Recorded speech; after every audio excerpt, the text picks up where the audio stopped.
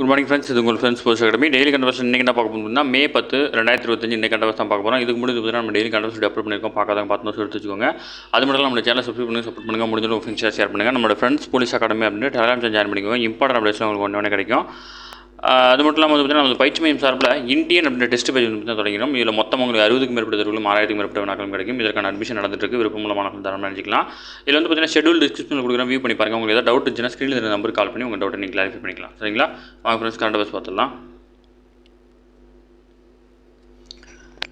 அதை வந்து பார்த்திங்கன்னா நமக்கு ஆல்ரெடி தெரியும், இந்தியா பாகிஸ்தான் இடையே வந்து பார்த்திங்கன்னா போர் தொடங்கியிருக்குன்னு சொல்லிட்டு 400 ட்ரோன்களை ஏவி பாகிஸ்தான் வந்து பார்த்திங்கன்னா அத்துமீறலில் ஈடுபட்டிருக்கு. இதில் வந்து பார்த்திங்கன்னா வெளியுறவுத்துறை செயலர் விக்ரம் மிஸ்ரி, இந்திய இராணுவ கர்னல் சோஃபியா குரேஷி, விமானப்படை விங் கமாண்டோ வந்து பார்த்திங்கன்னா வியோமிகா சிங், இவங்க 3 பேரோட பேர் ஞாபகம் வச்சுக்கோங்க.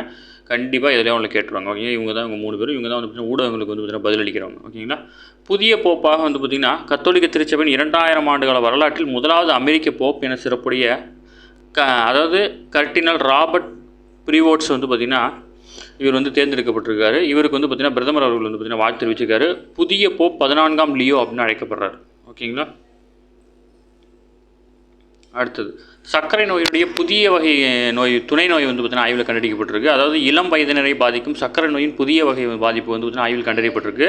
சர்க்கரை நோய் சிறப்பு சிகிச்சை நிபுணரான வி மோகன் வந்து பார்த்திங்கன்னா இவர் தெரிவிச்சிருக்காரு. இதற்கு முன் வந்து பார்த்திங்கன்னா கண்டறிந்த சேர்த்து சர்க்கரை நோயில் இதுவரை 15 வகையான துணை நோய்கள் வந்து பார்த்திங்கன்னா காணப்படுது. இப்போது வந்து பார்த்திங்கன்னா சர்க்கரை நோயின் டைப் 1 அல்லது டைப் 2 இரு வகை பாதிப்புகள் தான் அனைவருக்கும் தெரியும். ஆனால் அதில் வந்து பார்த்திங்கன்னா இளம் வயதினரை பாதிக்கும் சில துணை நோய்கள் பாதிப்பு உள்ளன. அதனை maturity onset diabetes of the young அப்படின்ற அழைக்கிறாங்க. ஓகேங்களா? இதில் ஏற்கனவே 14 வகை துணை நோய்கள் கண்டறியப்பட்டுள்ள நிலையில் இப்போ ஒன்று புதுசாக கண்டுபிடிச்சிருக்காங்க. ஓகேங்களா? இதெல்லாம் தெரிஞ்சுக்கணும், கண்டிப்பாக தெரிஞ்சுக்கணும். அடுத்தது கம்பராமாயணத்தின் காலமாற்றத்திற்கு ஏற்ப கருத்துக்கள் தேசிய மனித உரிமை ஆணையத்தான வே ராமசுப்ரமணியன் வந்து பார்த்தீங்கன்னா கலந்துட்டு இருக்கிறார். முக்கியமான கொஸ்டின். ஓகேங்களா? தேசிய மனித உரிமைகள் ஆணையத்துடைய தலைவர் யார் அப்படின்னா வே ராமசுப்ரமணியன். இவரோட பேர் முக்கியமானது, ஞாபகம் பண்ணி வச்சுக்கோங்க. அதேமாதிரி வந்து பார்த்திங்கன்னா நம்ம புதிய போப்பாக தேர்ந்தெடுக்கப்பட்டிருந்தவர் வந்து பார்த்திங்கன்னா 2006ஆம் ஆண்டில் வந்து பார்த்திங்கன்னா பொள்ளாச்சியில் இருக்க ஒரு பள்ளிக்கு வந்து பார்த்திங்கன்னா வருகை இருந்திருக்கிறார். ஓகேங்களா? அடுத்தது கல்வி முறையை பற்றி கொடுத்துருக்காங்க. இதுவரை வந்து பார்த்திங்கன்னா நம்ம பின்பற்றிய கல்விக் கொள்கை வந்து பார்த்திங்கன்னா 1986ஆம் ஆண்டு உருவாக்கப்பட்டது. 39 ஆண்டுகள் கடந்து விட்டன. 1992 பிரதமராக இருந்த PV நரசிம்மராவ் வந்து பார்த்திங்கன்னா கல்விக் கொள்கையில் சிறிய மாற்றங்களை வந்து பார்த்திங்கன்னா கொண்டு வந்திருந்தார். மீண்டும் வந்து பார்த்திங்கன்னா 2020ஆம் ஆண்டு வந்து பார்த்திங்கன்னா புதிய கல்விக் கொள்கை உருவாக்கப்பட்டிருக்கு. ஓகேங்களா? 1986ஆம் ஆண்டு உருவாக்கப்பட்ட கல்விக் கொள்கை அனைவருக்கும் கல்வியை வந்து உறுதியளிச்சது.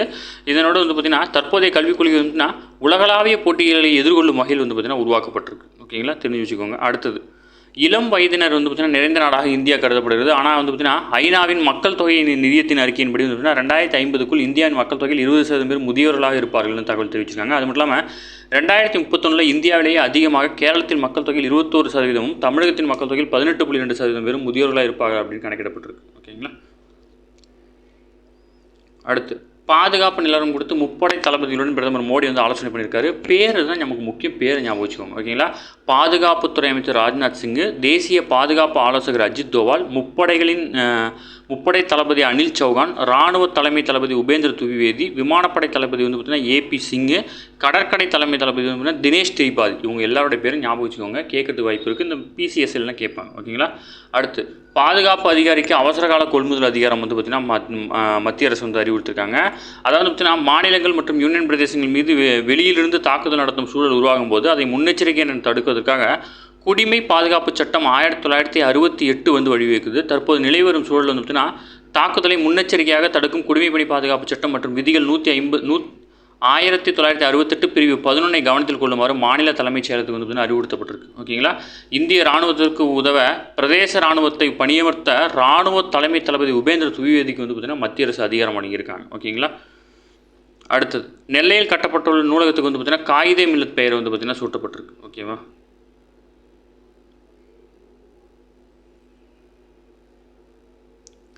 அடுத்து வந்து பார்த்தீங்கன்னா இந்தியாவின் பாதுகாப்பு அரண்களை பற்றி கொடுத்துருக்காங்க. ரஷ்யாவிடமிருந்து வாங்கப்பட்ட L-400 என்ற வான் பாதுகாப்பு சாதனம் வந்து பார்த்தீங்கன்னா 350 கிலோமீட்டர் தொலைவு வரை சென்று வேகமாக எதிரி ஏவுகணை துல்லியமாக தாக்கக்கூடியது. அடுத்து வந்து பார்த்தீங்கன்னா பராக் 8, அடுத்து ஆகாஷ், ஓகேங்களா, இது 25 கிலோமீட்டர் தொலைவு சென்று இது முழுக்க உள்நாட்டில் தயாரிக்கப்பட்டது. அடுத்து வந்து ஸ்பைடர், இது வந்து பார்த்தீங்கன்னா இஸ்ரேலிடம் வாங்கப்பட்டது. 15 கிலோமீட்டர் தொலைவு வந்து பார்த்தீங்கன்னா சென்று தாக்கக்கூடியது. அதுக்கப்புறம் வந்து பார்த்தீங்கன்னா குறுகிய தொலைவில் வந்து பார்த்தீங்கன்னா 10 கிலோமீட்டர், 6 கிலோமீட்டர், 5 கிலோமீட்டர் கொடுத்துருக்காங்க.